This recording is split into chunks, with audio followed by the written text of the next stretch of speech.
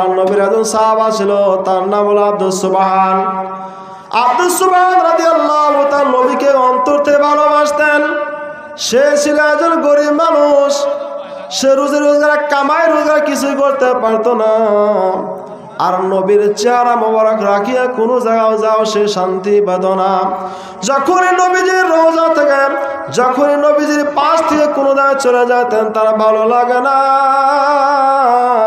সে কোনো জায়গায় শান্তিতে থাকতে পারে না। সে খোদার ছটফট করত। সকালবেলা না খাইয়া, দুপুরবেলা না খাইয়া খোদার যখন যন্ত্রণা পেটের মধ্যে শুরু হইতো, সঙ্গে সঙ্গে আমার নবীর দরবারে যায় হুজুর পাঁচ দিকে চেহারা দিয়ে যখন তাকাইতেন, নেক নজর দিয়ে যখন নবী চেহারা দিয়ে তাকাইছিলেন, সঙ্গে সঙ্গে তার খোদার কষ্ট বন্ধ হয়ে যেত। গান সুবহানাল্লাহ।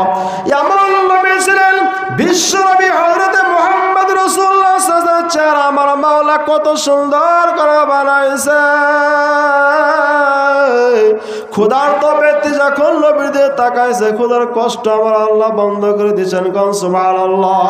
আল্লাহর নবী হযরত সুবহান রাদিয়াল্লাহু তাআলা কে বললেন, সুবহান, তুমি আমাকে ভালোবাসার কারণে আমিও তোমাকে ভালোবাসি।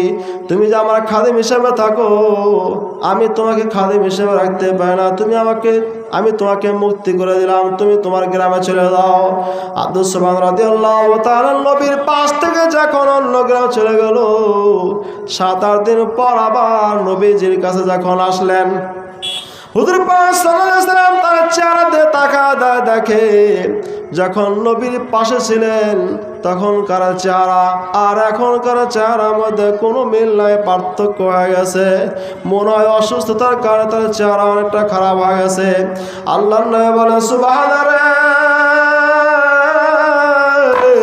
তুমি মনে হয় অসুস্থ ছিলা, তোমার শরীরটা ক্লান্ত দেখা যায়, তোমাকে অসুস্থ মনে হয়, তোমার চেহারা দেখতে গেলে দেখা যায়, বোঝা যাচ্ছে তুমি অনেকদিন অসুস্থ ছিলা, তুমি এরকম কেন হয়েছ? আব্দুস সুবহান রাদিয়াল্লাহু তাআলা বলে, হুজুর, আমি আপনার পাশে থাকার কারণে আমি যখন আপনার চেহারা দিয়ে তাকায় থাকি, আমার দিলে মনে শান্তি হয়।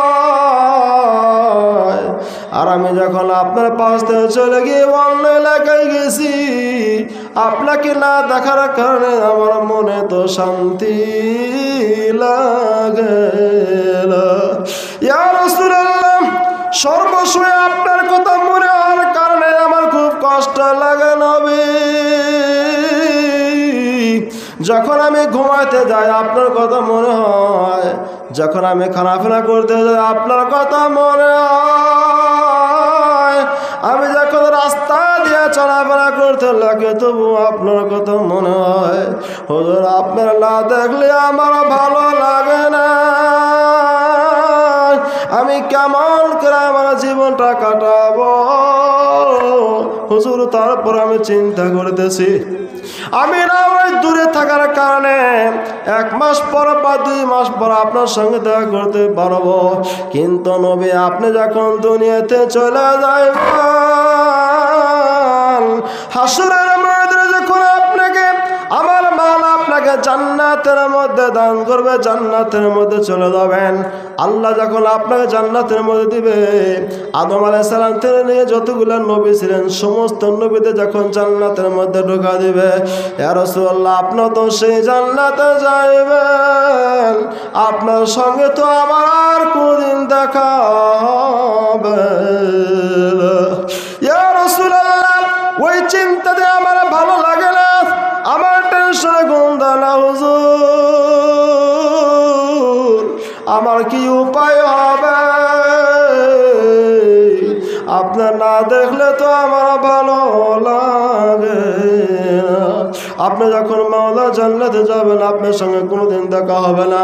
ইয়া রাসূলুল্লাহ, আমি কিভাবে কাটাবো আমার জীবনটা, কিভাবে কাটাবো? আমি কেমনে সবর করব, আমি কেমনে ধৈর্য ধরব? নবী বললেন, সুবহানাল্লাহ, হুজুর পাক সাল্লাল্লাহু আলাইহি ওয়াসাল্লাম টেনশন করলেন, চিন্তায় পড়ে গেলেন। সঙ্গে সঙ্গে আমার মাওলা কোরআন শরীফের আয়াত নাযিল করলেন, ইয়া আইয়ুহাল্লাযীনা আমানু আতিউল্লাহ ওয়া আতিউর রাসূল ওয়া কাফা বিল্লাহি আলিমা। আমার আল্লাহ বলেন, ও দুনিয়ার মানুষেরা, কিয়ামত পর্যন্ত সমস্ত মানুষকে আল্লাহ পাক লক্ষ্য করে বলেন, ও আমার বান্দা বান্দিরা, তোমরা তোমার রবকে মানো, তোমরা তোমার রবকে মানো, তোমার নবীকে তোমরা মেনে নাও। আর দুনিয়ার মধ্যে হলো সর্বোত্তম তারা যারা ইলমে দ্বীন শিক্ষা করেছে, আর যারা নবীকে মানবে, আল্লাহকে মানবে, আমার মাওলা তাদেরকে জান্নাতুল ফিরদাউস দান করবে। কোন সুবহানাল্লাহ। হে আল্লাহর বান্দা বান্দিরা, হুজুর পাক সাল্লাল্লাহু আলাইহি ওয়াসাল্লাম বললেন, সুবহান, খেয়াল করে শুনে নাও, মনোযোগ দিয়ে শোনো। সুবহান, তুমি জামাকে ভালোবাসো, তোমার লাভটা কি হবে তুমি কি জানো? তোমার কি উপায় হবে? তোমার জন্য কি ব্যবস্থা আমার মাওলা করে রাখছে তুমি কি জানো? হুজুর পাক সাল্লাল্লাহু আলাইহি ওয়াসাল্লাম যখন মক্কা থেকে কাফের মুশরিকদের অত্যাচার সহ্য করতে পারলেন না, আবু জেহেলের অত্যাচার, আবু লাহাবের অত্যাচার, জন্মভূমির কাফের মুশরিকদের অত্যাচার সহ্য করতে না পারিয়া বিশ্বনবী মুহাম্মদ সাল্লাল্লাহু আলাইহি ওয়াসাল্লাম যখন হিজরত করে মক্কা থেকে মদিনাতে গেলেন, মদিনাতে যাওয়ার পর আল্লাহর নবী একটা মসজিদ বানালেন। সেই মসজিদের নাম হলো মসজিদে নববী। এই মসজিদে নবী হুজুর পাক সাল্লাল্লাহু আলাইহি ওয়াসাল্লাম 5 ওয়াক্ত নামাজ পড়েছেন, জুমার নামাজ আদায় করেছেন। জুমার নামাজ আদায় করার সময় ইমাম সাহেব কিন্তু মিম্বারের উপর দাঁড়ায় খুতবা পড়ে, কিন্তু মসজিদে নববীর মিম্বার ছিল না। হুজুর পাক সাল্লাল্লাহু আলাইহি ওয়াসাল্লাম একটা কাঠের লাঠির উপর দাঁড় করিয়া হুজুর পাক সাল্লাল্লাহু আলাইহি ওয়াসাল্লাম খুতবা পড়তেন, ওয়াজ নসিহত করতেন। হুজুর পাক সাল্লাল্লাহু আলাইহি ওয়াসাল্লাম একটা লাঠি, কাঠের লাঠি ব্যবহার করতেন। হুজুর পাক সাল্লাল্লাহু আলাইহি ওয়াসাল্লাম যখন মসজিদে নববীতে মিম্বার তৈরি হয়ে গেল, আল্লাহর নবী জুমার দিন যখন মেম্বার ওপর দাঁড়ায় গেল, মেম্বার ওপর দাঁড়ায় খুতবা শুরু করলো। যেই লাঠি হুজুর পাক সাল্লাল্লাহু আলাইহি ওয়াসাল্লাম ব্যবহার করতেন, বিশ্ব নবী ব্যবহার করতেন জুমার দিন ওয়াজ করার সময়, নসিহত করার সময়, খুতবা পড়ার সময়, যেই লাঠিটা ব্যবহার করত, ওই লাঠিটা সেই দিন আমার নবী হাতে নেয় নাই। মেম্বারের পাশ থেকে ওই লাঠি মানুষের মতন ক্রন্দন শুরু করলো। এ দুনিয়ার বাবারা, এত জোরে কান্দন শুরু করলো, কানতে কানতে লাঠিটা অস্থির হয়ে গেল। একটা মরা কাঠের লাঠি, কথা বলতে পারে না, সেই দিন কিভাবে কান্দাকাটি শুরু করে দিল। আমার নবীজি আশ্চর্য হয়ে গেল। আমার নবী পিছন দিয়ে তাকায় দেয়, কিভাবে যেন কান্দাকাটি করতেছে, কে কান্দে। খোঁজাখুঁজি করার পর দেখে একটা লাঠি, যেই নবী হুজুর পাক সাল্লাল্লাহু আলাইহি ওয়াসাল্লাম খুতবা পড়ার সময় ব্যবহার করতেন, সেই দিন বাদ দিয়েছেন। ওই লাঠিরা কান্দাকাটি করে। আমার নবী বলতেছে, লাঠি তুমি আজকে কেন এইভাবে কান্দাকাটি করো? লাঠি বলতেছে, হুজুর গো,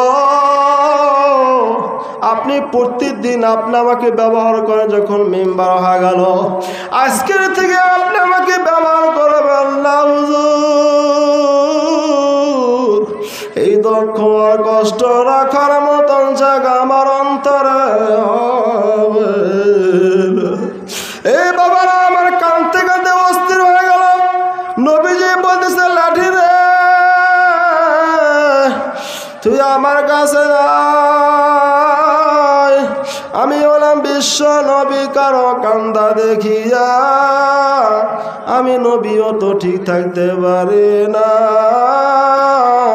আমি নবী যখন জান্নাতে যাব, তোরে না লয়া পারবো না। কোন সুবহানাল্লাহ। হুজুর পাক সাল্লাল্লাহু আলাইহি ওয়াসাল্লাম বলেন, হে লাঠি, আমি তোমাকে বেহেশতের মধ্যে নিয়ে যাবো। কোন সুবহানাল্লাহ। একটা লাঠি, মরা কাঠের লাঠি, সে কথা বলতে পারে না, আল্লাহর পক্ষ থেকে জবান ফুটে গেছে। সে বলতে বলতেছি ইয়া রাসূলুল্লাহ, আপনি আমাকে বাদ দিলেন, আপনি তো আমাকে আর ব্যবহার করবেন না, হাত দেওয়া ধরবেন না, আমার তো সহ্য হচ্ছে না, আমি কীভাবে থাকবো? নবী বলেন, তুমি আমার সাথে জান্নাতে চলে যাবে। সুবহানাল্লাহ। তাই একটা লাঠি নবীকে ভালোবাসার কারণে সেই লাঠি নবীর সাথেই বেঁচে থাকবে। সুবহানাল্লাহ। নবীজির যেই পাথর উপর পা রাখছিলেন, সেই পাথর দুই চক্ষের পানি দিয়া ছেড়ে দিয়ে কান্নাকাটি করতেছে। পাথর বলতেছে ইয়া রাসূলুল্লাহ, আপনি আমার উপর পা রাখছিলেন, আমি আপনাকে কেমনে ভুলতে পারি? সে পাথর কান্দে। নবী বলেন, হে পাথর কান্দিস না, তোকে বেহেশতে নিয়ে যাবো। সুবহানাল্লাহ। দেখেন তাহলে কেমন নবী ছিলেন আমাদের। আল্লাহ পাক কত সুন্দর নবী আমাদের জন্য পাঠিয়ে দিয়েছিলেন। যে নবীকে ভালোবাসে সে জান্নাতে চলে যাবে। সুবহানাল্লাহ। সেই নবীকে আমরা ভালোবাসি না। কীভাবে আমরা নবীকে ভুলে যাই? আমার নবী আমাদের জন্য সব সময় কাঁদতেন। ছোটোর থেকে, নবী হওয়ার আগের থেকে নবী যে আমাদের জন্য চিন্তা করে গেছেন, ছোটোর থেকে কাঁদতেছেন আমাদের জন্য। নবী হওয়ার পরে আরো বেশি কাঁদতেছেন। সুবহানাল্লাহ।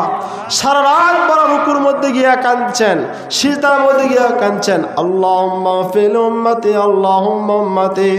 আমার উম্মতের কি অবস্থা হবে, আমার উম্মতের কি অবস্থা হবে, আমার উম্মত, আমার উম্মত। আমরা চিন্তা করি আমার জমি, আমার গাড়ি, আমার বাড়ি, আমার টাকা। আর নবী চিন্তা করেন আমার উম্মত, আমার উম্মত। কান ঠিক কিনা? নবী চিন্তা করেছেন উম্মতের কথা। দুনিয়াবি কোনো চিন্তা ফিকির নবী করেন নাই। নবী শুধু খেয়াল করেছেন আমার গুনাহগার উম্মত নিয়ে কেমনে জান্নাতে যাব, কোন সময় হাসরের ময়দান হবে, আমার মাওলা আমার উম্মতের ব্যাপারে আল্লাহ পাক ফয়সালা দিবে জান্নাতে যাওয়ার জন্য। সেই দিন থেকে নবীজির আত্মা, সেই দিন থেকে নবীজির আত্মা ঠান্ডা হয়ে যাবে। সেই চিন্তাতে নবী সর্বসময় চিন্তিত ছিলেন। সুবহানাল্লাহ। সব সময় চিন্তা করছেন, একই টেনশন, যার কারণে কাফের মুশরিকদের কাছে বারবার নবীজি গেছেন, একটা মানুষকেও আমি জাহান্নামে যেতে দিব না, এই চিন্তা ছিলেন। হুজুর পাক সাল্লাল্লাহু আলাইহি ওয়াসাল্লাম এত সুন্দর আদর্শ, এত সুন্দর আচার ব্যবহার ছিল। আল্লাহ পাক নবীকে এতটা ক্ষমতা দিয়েছিলেন নবীর যুগে, নবীর জামানায়। আর এখন যে নবী থাকতেন, সারা পৃথিবীর সমস্ত মানুষ, নারী পুরুষ সবাই যদি মুসলমান হয়ে যেত, আর হুজুর পাক সাল্লাল্লাহু আলাইহি ওয়াসাল্লাম নেতা হিসেবে থাকতেন, সমস্ত মানুষকে একই টাইমে, একই সঙ্গে প্রজা হিসেবে হুজুর পাক সাল্লাল্লাহু আলাইহি ওয়াসাল্লাম শান্তি মতন চালাতে পারতেন। কারণ সুবহানাল্লাহ, তার নাম হলো বিশ্বনবী মুহাম্মদ রাসূলুল্লাহ সাল্লাল্লাহু আলাইহি ওয়াসাল্লাম। তাহলে নবীকে যে ব্যক্তি ভালোবাসে, যে ভালোবাসবে তাকে আল্লাহ তাআলা নবীর সঙ্গে জান্নাত দান করবে। কারণ সুবহানাল্লাহ। নবীজি বলেন, আমি হলাম বিশ্ব নবী, আমি তো দূরের কথা, আমি তো নবী। আল্লাহ পাক আমাকে নবী বানা পাঠিয়ে দিয়েছেন। আমি থাকতে আমার উম্মতের মধ্যে যারা নেককার, পরেজগার, মুত্তাকিন, সালিহিন যারা, তাদেরকে যারা ভালোবাসবে, নেককার, পরেজগার, মুত্তাকিন ভালো মানুষ, তারা যখন জান্নাতে যাবে। আর আমার উম্মতের মধ্যে সেই সালিহিন, নেককার, পরহেজগার, মুত্তাকিন লোকদের যারা ভালোবাসবে, আমার মাওলা তাদের সঙ্গে জান্নাত দান করবে। সুবহানাল্লাহ।